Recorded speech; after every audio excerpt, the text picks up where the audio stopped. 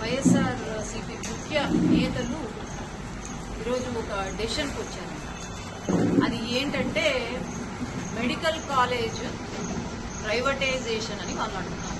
Privatisation పైన ప్రతి ఊర్లో రచ్చబండ కార్యక్రమాలంట, ధర్నాలంట పెద్ద ఎత్తున, అలాగే 1,000,000 సంతకాల సేకరణ అంట.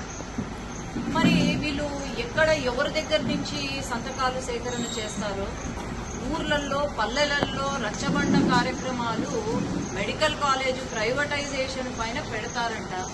మరి ఆ గుంపులో, ఈ ముఖ్య నాయకుల గుంపులో అందరూ చదువుకున్న వాళ్ళలానే కనిపిస్తున్నారు. మరి వీళ్ళు చదువుకున్నారా లేకపోతే మరి ఏమో అర్థం కావడం లేదు. కానీ అసలు ప్రైవేటైజేషన్ కి పబ్లిక్ ప్రైవేట్ పార్ట్నర్షిప్ కి కూడా తేడా తెలియని నాయకులు వీళ్ళు. నేను ఒకటే ప్రశ్న జగన్ గారిని, నిజంగా మీకు మెడికల్ కాలేజీల పైన మీకు అంత ప్రేమ ఉండుంటే దాదాపు 17 మెడికల్ కాలేజు 5 సంవత్సరాల కాలంలో శాంక్షన్ అయింది.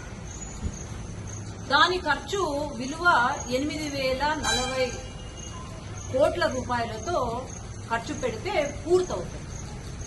కేంద్ర ప్రభుత్వము 1,451 కోట్ల రూపాయలు శాంక్షన్ చేశారు.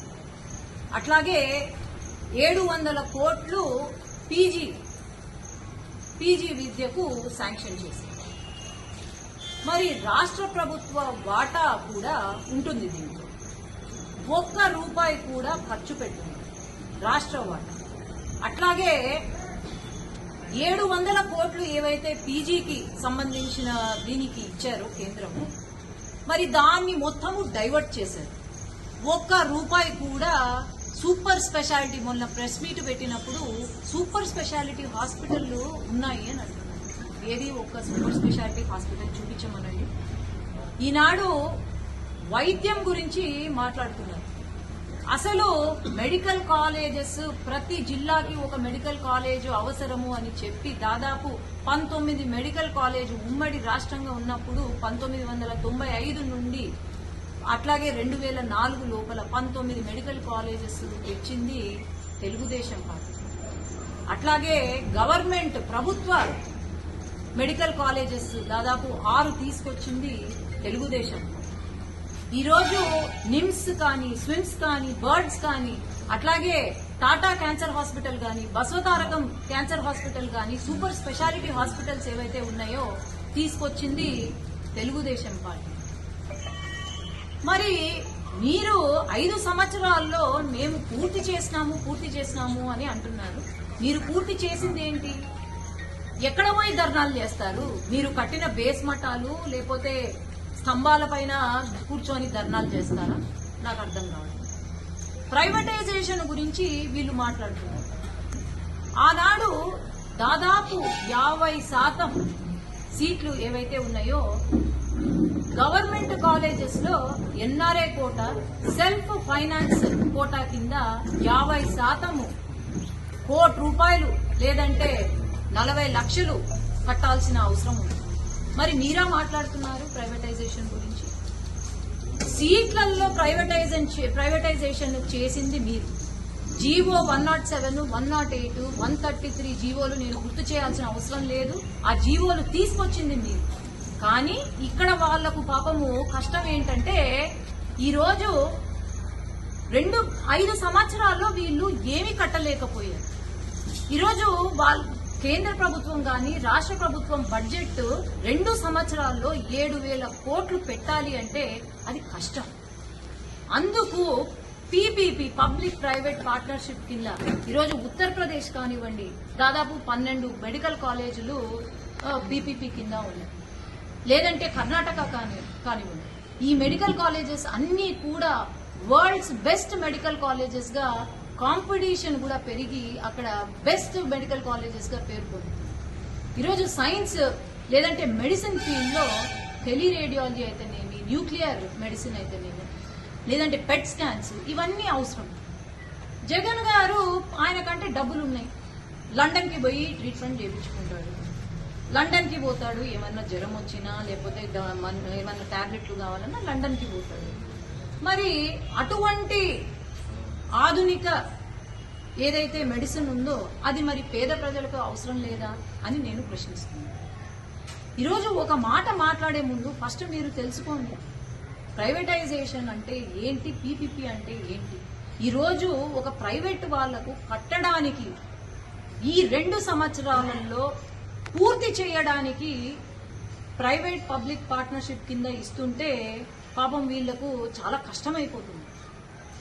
ఈరోజు ఒక ప్రశ్న నేను జగన్ గారిని అడుగుతున్నాను, ఏంటి అంటే మీకు నిజంగా అంత ప్రేమ ఉంటే, మెడికల్ స్టూడెంట్స్ పైన అంత ప్రేమ ఉంటే ఎందుకు మీ పులివెందలలో శాంక్షన్ అయిన మెడికల్ హాస్పిటల్, గవర్నమెంట్ హాస్పిటల్ ఏదైతే ఉందో అది ఎందుకు పూర్తి చేయలేదు మీరు? మరి నిజంగా మీకు అంత క్రమశిక్షణ లేకపోతే అంత ప్రేమ ఉంటే పూర్తి చేసి ఉండాల్సింది. ఆ రోజు ఎన్ఎంసీ వాళ్ళు ఎందుకు మరి పర్మిషన్ ఇవ్వలేదు మొదలు పెట్టడానికి? ఎందుకు అంటే పూర్తి కాలేదు, 30% కూడా పూర్తి కాలేదు అని రిపోర్ట్ ఇచ్చింది. నేను అందరికీ గుర్తు చేయాల్సిన అవసరము, ఎవరు మర్చిపోలేని విషయాలు గుర్తు చేయాల్సిన అవసరం ఏదైతే ఉంది.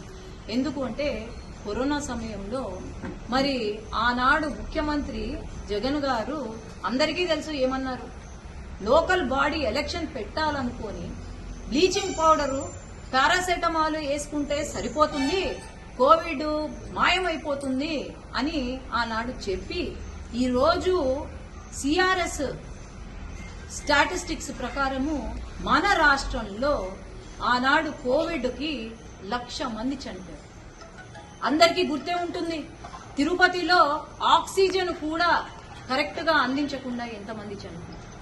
కనీసం ఎవరైనా చనిపోతే కోవిడ్ కి పక్కన, హైవే పక్కన బాడీలను పడేసి వెళ్లిపోయేవారు. మరి మీరా మాట్లాడుతుంది?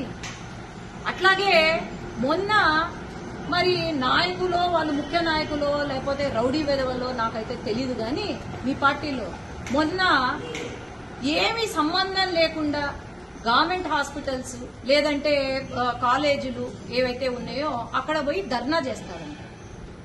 అయ్యా, మెడికల్ సీటు తెచ్చుకోవడం కష్టము, డాక్టర్ పాస్ అయ్యి చదువుకొని పాస్ అయ్యి డాక్టర్ కావాలంటే అంతకన్నా ఎక్కువ కష్టం.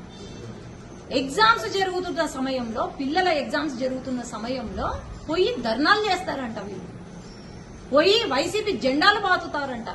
ఏది, ఎప్పుడో శాంక్షన్ అయిన మెడికల్ కాలేజీలకు. నాకు తెలుసు, ఒక డాక్టర్ కావాలంటే 24 గంటల్లో 20 గంటలు కష్టపడాల, 20 గంటలు ఏమి నిద్ర తిండి లేకుండా కష్టపడతారు. మీకా ఉండేది ప్రేమ? ఒకటే మీరందరూ అర్థం చేసుకోవాలా, ఈరోజు పీపీపీ కింద మెడికల్ కాలేజెస్ వస్తే కనుక ఒక ఆధునిక వ్యవస్థ ఏర్పాటవుతుంది. ఎక్కడికో వెళ్లాల్సిన అవసరం లేదు, పేదవాడు ఇక్కడే ట్రీట్మెంట్ చేసుకోవచ్చు.